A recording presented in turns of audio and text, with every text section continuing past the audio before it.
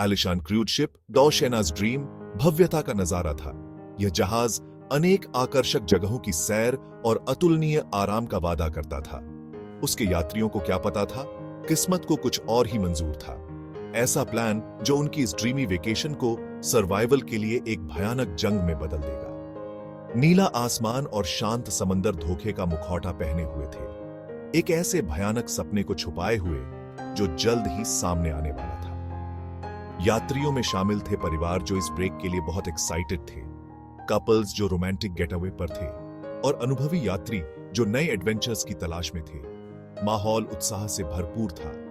Deck पर लोगों के घुलने मिलने, स्वादिष्ट भोजन करने और जहाज की कई सुविधाओं का आनंद लेने के साथ हंसी गूंज रही थी। कैप्टन शर्मा कई वर्षों के अनुभव वाले एक अनुभवी नाविक क्षितिज का जायजा ले रहे थे। उनके तजुर्बेकार चेहरे पर चिंतित भाव थे जो उनके आसपास के लापरवाह माहौल के बिल्कुल विपरीत था। मौसम की रिपोर्ट ने आगे उबड़-खाबड़ समंदर की भविष्यवाणी की थी, लेकिन हवा की शांति, यह अस्वाभाविक शांति उन्हें परेशान कर रही थी। उन्होंने अपना सिर हिलाया, उस बेचैनी को दूर करने की कोशिश की। वह पहले भी कई मुश्किल परिस्थितियों से गुजर चुके थे। यह द ओशियनाज़ ड्रीम था जो लेटेस्ट टेक्नोलॉजी और कुशल क्रू से सुसज्जित था। निश्चित रूप से वे समुद्र जो भी उनके रास्ते में फेंकेगा उसे संभाल सकते थे, या ऐसा ही उन्होंने सोचा था। जैसे ही सूरज डूबने लगा, डेक पर लंबी परछाइयां पड़ने लगीं, हवा तेज हो गई। दोपहर की चंचल लहरें गुस्से वाली ऊंची लहरों में बदल गईं, जो जहाज के हल से टकरा रही थीं। मौसम में बदलाव अचानक, भारी और अप्रत्याशित था। जहाज के अंदर का माहौल बदल गया। संगीत अब उतना खुशनुमा नहीं लग रहा था, हंसी उतनी लापरवाह नहीं थी। चिंता की फुसफुसाहट भीड़ में सांप की तरह फैल गई। परिवार आपस में सटे हुए थे, उनकी नजरें घबराहट से तेजी से हिंसक होते समुद्र की ओर देख रही थीं। अन्या नाम की एक छोटी बच्ची ने अपनी मां का हाथ पकड़ा। उसकी आंखें डर से चौड़ी थीं। अन्या, मम्मी, मुझे डर लग रहा है, वह फुसफुसाई। उसकी आवाज तेज हवा में मुश्किल से सुनाई दे रही थी। उसकी मां ने एक मुस्कान के साथ उसे पास खींच लिया। अन्याज मदर, चिंता मत करो स्वीटहार्ट, उसने दिलासा देते हुए कहा। उसकी आवाज थोड़ी कांप रही थी। यह बस एक छोटा सा तूफान है, यह जल्द ही चला जाएगा। लेकिन तूफान गया नहीं, इसके बजाय यह और भी तेज हो गया। जहाज हिंसक रूप से ऊपर नीचे होने लगा। फर्नीचर फर्श पर इधर उधर खिसकने लगा, बर्तन टकराने लगे, और जैसे ही यात्रियों के पैर फिसले, चीखें गूंज उठी।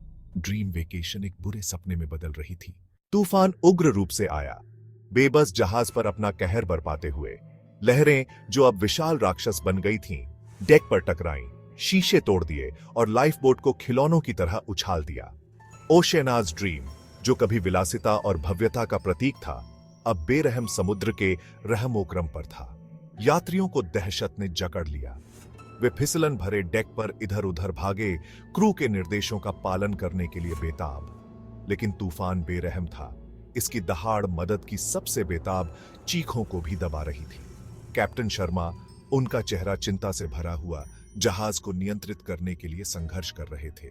वह अपने क्रू को आदेश दे रहे थे। उनकी आवाज कर्कश लेकिन दृढ़ थी। वह जानते थे कि स्थिति विकट है।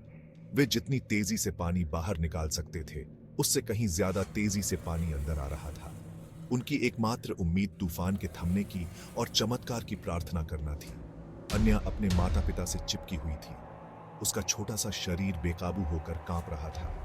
उसने अपने जीवन में कभी इतना डर महसूस नहीं किया था। उसके आसपास की दुनिया हवा, लहरों और भयानक चीखों के शोरगुल से भरी थी।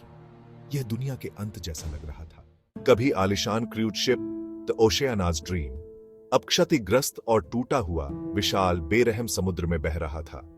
तूफान गुजर चुका था, लेकिन उसके बाद का दृश्य विनाशकारी था। यात्री और चालक दल के लोग अपनी स्थिति की वास्तविकता से जूझ रहे थे। वे समुद्र के बीच फंसे हुए थे। आसपास कोई जमीन नहीं थी और संसाधन सीमित थे। आशा एक पतले धागे की तरह थी जो बेरहम सूरज और पानी के अंतहीन विस्तार से खींची हुई थी।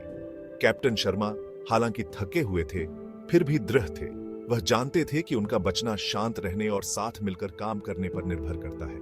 उन्होंने अपने क्रू और यात्रियों को प्रोत्साहित किया, उनसे आपूर्ति बचाए रखने और किसी भी गुजरते हुए जहाज के लिए सिग्नल बनाए रखने का आग्रह किया। अन्या अभी भी अपने माता पिता से चिपकी हुई क्षितिज की ओर देख रही थी। उसकी आंखों में डर और उम्मीद का मिश्रण था। जीने की जंग तो अभी शुरू ही हुई थी।